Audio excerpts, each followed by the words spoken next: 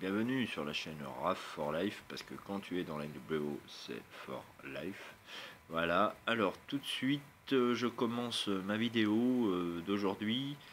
Nous sommes le combien? Le 16 novembre 2018, oui, je regarde la date. Hein.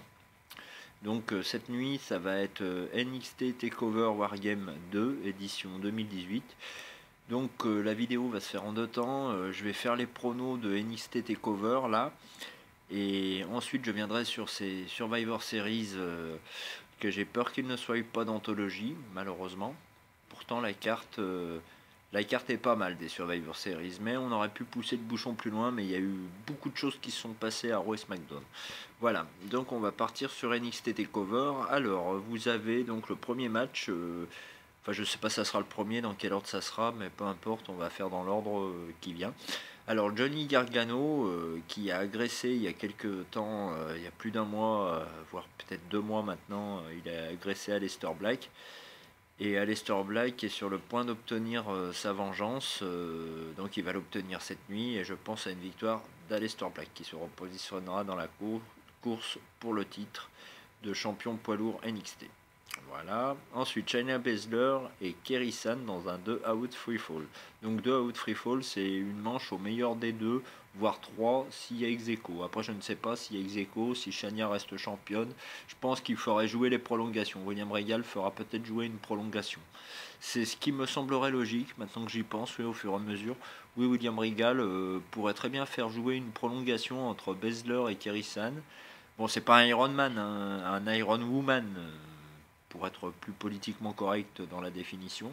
Moi, je pense qu'il va y avoir un ex-aequo et que Shania va conserver le titre sur un malentendu, quelque chose comme ça. Et que la prochaine étape pour Kerry Sane, c'est soit Raw, soit SmackDown. Voilà. Ensuite, vous avez Tommaso Ciampa versus Velveteen Dream. Alors, est-ce que c'est pour le titre? Je n'ai pas la référence marquée pour le titre, apparemment oui. Mais je pense que Velveteen Dream, après un bon combat, j'ai vu Velveteen Dream ce qu'il pouvait donner. Sacré personnage. A fait un bon match contre Lars Sullivan à NXT de cette semaine, de la semaine dernière, pardon. NXT de cette semaine, je ne l'ai pas encore vu. Moi, je pense à une victoire de Tommaso Ciampa, parce que c'est le super heavyweight, enfin entre crochets, c'est le super heavyweight de la NXT. Et oui, il va rester champion et feuder contre Gargano et Aleister Black, peut-être les deux ensemble, vous voyez. Un Fatal 4-Way entre Gargano, Ciampa et Black, ça serait top dans le futur. Voilà, mais victoire de Tommaso Ciampa, je pense, à l'issue d'un beau combat. Et ensuite, vous avez l'Undisputed Era, Adam Cole, Bobby Fish, Roderick Strong et Kyle O'Reilly, qui vont affronter The War Riders. Je confonds, des fois je les appelle The War Machine, parce qu'il y a les Heavy Machine, je crois, qui ont fait un match la dernière fois à NXT, qui ont à peu près un nom similaire. Voilà, Machine. Il n'y a pas du tout Machine, c'est War Raider. Je sais pas pourquoi je vais mettre Machine. Absolument pas. Donc voilà, donc ça va être difficile de trouver un vainqueur là-dedans. L'Undisputed Era avait bon, les 4 de l'Undisputed Era, ce pseudo nouvelle NWO des temps modernes à NXT, face à Ricochet que j'aime beaucoup et Pete Dunne que j'aime un peu moins, curieusement. C'est pas tellement la technique du personnage, hein, c'est Bruiserweight, hein, comme il l'appelle. Oui, il leur écartèle les doigts, c'est assez moche, mais c'est efficace. Ah ouais, arrache les doigts de ton adversaire si tu ne veux pas avoir les doigts dans les yeux. Voilà. Non, je pense qu'il va y avoir des bonnes figures lors de ce Wargame, que ça va être innovant, tout ça, mais ah, je mettrai mon cœur pour les faces. Hein. Pete Dunne, Ricochet et les War Raiders vont battre l'Undisputed Era. Je sais pas pourquoi, mais ça serait logique. Comme ça, l'Undisputed Era garde encore la légitimité d'une faction top hell à NXT. Voilà. Donc victoire des Faces, Pete Dunne, Ricochet et The War Rider à l'issue de ce Wargame. Voilà, donc maintenant on va partir sur les Survivor Series, les pronos qui auront lieu dimanche 18 novembre 2018, hein, le 18 11 2018 donc. Alors, il y a le kick-off. Alors, apparemment, le kick-off, ça serait le match tag team Raw versus SmackDown, les équipes. Donc, alors, petite réflexion par rapport au team de Raw. Alors, à part l'ascension, je trouve que les équipes à côté font rikiki, hein, et qu'à SmackDown, il y a quand même plus de pointure en la personne des New Day, des Usos et consorts, hein. Non, mais je vois que la Team Raw va se faire éliminer. La team des tag teams de Raw va se faire éliminer par SmackDown. C'est SmackDown qui va survivre dans ce combat. Qu'avons-nous en match traditionnel d'élimination 5 contre 5? Alors oui, on a la team Woman Raw et la team SmackDown Woman. Donc moi aussi là je vois plutôt la carte est pas dégueulasse, hein. Les femmes d'Euro pourraient là au contraire battre. En fait, comment vous dire, ça va être un poids de mesure en fait. Comment dire? Comment vous expliquer? Oui, donc un coup Raw va gagner, un coup SmackDown va perdre, un coup SmackDown va gagner, un coup Raw va perdre. Voilà, ça va être le yo-yo. Mais il y aura forcément un rooster qui aura le dernier mot. Donc, alors, je me récapitule. Pour les matchs élimination des équipes, élimination 5 contre 5 équipes contre 5 équipes. Donc, victoire de la team SmackDown. Pour les femmes, je vois une victoire de la team Raw.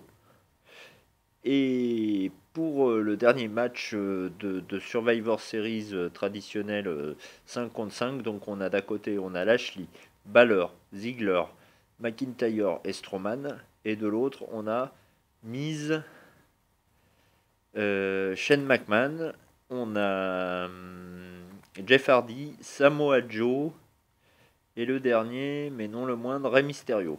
Voilà, donc je pense que là, c'est la Team SmackDown qui va gagner. Même que la Team Raw en farce pourrait faire croire qu'elle a tous les atouts pour gagner. Oui, parce que c'est vrai, SmackDown à côté, ils font Rikiki aussi. À côté de la Team Raw, il n'y a que des monstres, hein, Team Raw, hein. Lashley, Strowman, McIntyre, Shane, Miz, tout ça, vous êtes tout, quoi. Dommage qu'il n'y ait pas Orton, mais son ombre plane sur ce match.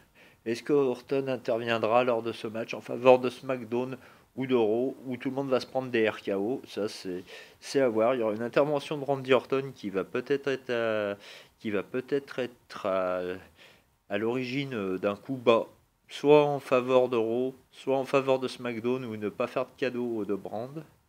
Voilà, non, mais je vois plutôt qu'il va y avoir une dissension dans la Team Raw et que SmackDown va gagner, hein. C'est Shane, hein, avec sa coupe à Crown Jewel, tout est possible avec Shane, hein. Ouh là là. Voilà, moi je dis que SmackDown va gagner les honneurs. Ils ont déjà pu battre Raw, qui avait des équipes très fortes. On l'a vu lors d'un bragging right il y a quelques années. Bragging right, c'est dur à dire. Donc SmackDown avait gagné après une trahison du Big Show. Voilà, pour les matchs élimination. Alors, parlant du Big Show, oui, qui est le nouveau garde du corps entre crochets de Sheamus et Cesaro. Alors, Sheamus et Cesaro, les champions par équipe de SmackDown, affrontent The Author of Pain. Alors, ce match, oui, ça va donner. Alors, dur aussi de trouver un vainqueur, même si mon cœur pencherait plutôt en faveur de The Bar.